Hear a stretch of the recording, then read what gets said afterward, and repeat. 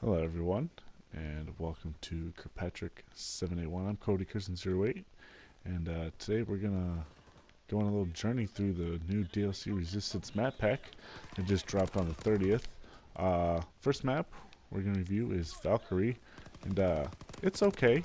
It's not it's not the worst map I've ever played. It's not like Flak Tower, which is literally the worst map I've ever played, but it does give you more space. It kind of is like the new, like the operations kind of in the first game base. It's pretty big, bigger than all the other maps that have been released except Gustav Cannon. So it's pretty big, pretty spacious. But the one thing I don't really like about this map is that it reminds me a lot of Ardene's Forest. The kind of the way there's kind of bunkers and stuff you have to go hide in. Kind of the way there's trees everywhere. It doesn't really like feel like anything's new. It feels like it's all the same, and that's what something I really don't like about this is that they didn't really introduce anything innovative. All the colors are the same. Everything's the same. It's just a different skin, basically just placed on this map. So that's what I think about it. I mean, it's still fun to play.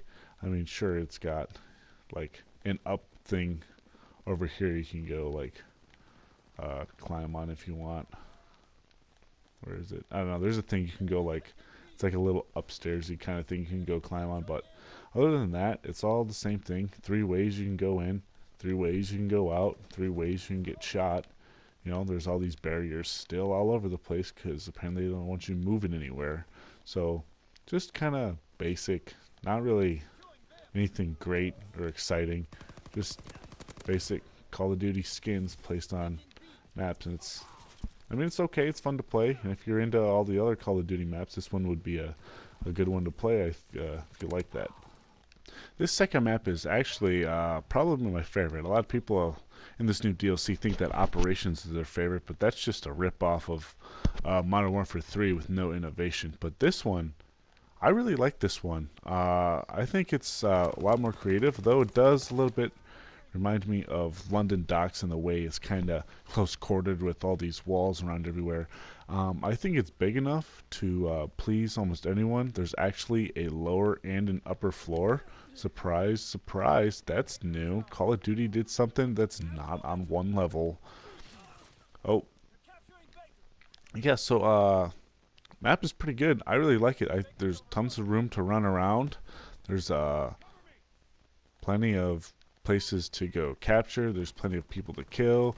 There's plenty of just about everything on this map. This is probably genuinely my favorite map ever so far in this whatever this thing's called, Call of Duty World War II. I couldn't think of the name, but yeah, I really like it. And if you're that person who's gonna buy a game for one map, uh, I would buy the DLC because this map is definitely worth it.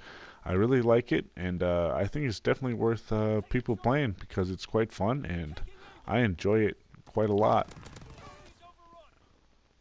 Third map we're going to review is called Operation. It would be funny if they had this as an operation, so you could play Operation. This map is pretty good. I like it.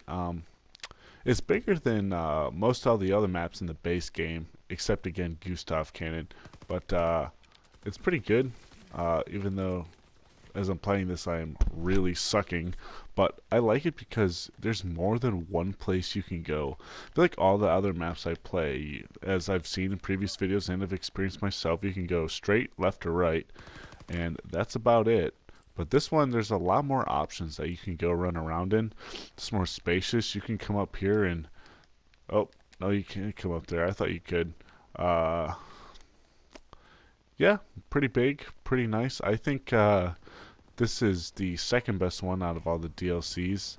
We're going to get to the war mode next. I think that one's okay, but I'll go into in more depth in just a second here. But the final verdict on, I think, the multiplayer maps, just judging the basic multiplayer maps, I would give them like a 6 out of 10. They're okay to play, but I wouldn't replay them that much. I'd only play them a couple times, and then I'd probably get bored of them like all the other maps. So just something to think about if you're thinking about purchasing this DLC, is that the replayability isn't really there, but they're fun at first when you play them. So those are my views on the multiplayer maps, and we're about to get into war mode right now. I don't even know where to start with this war mode. Same old basic generic Call of Duty, recycling the same old crap that's always been recycling.